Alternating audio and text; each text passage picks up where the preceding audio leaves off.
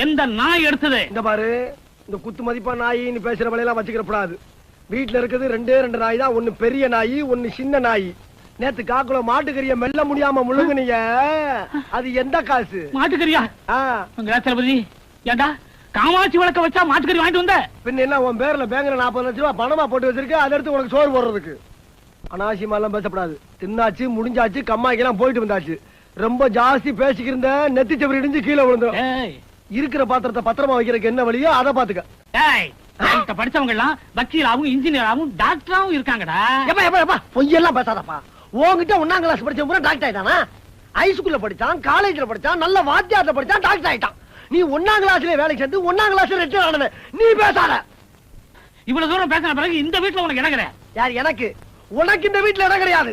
நீ இந்த வீட்டுக்கு வேலைக்காரனா வந்து வீட்டோட மாப்பிள்ளை ஆனவே. நீ வெளியே போ. என் தாத்தன் சொத்து எனக்கு தான் சொந்தம். போவியா?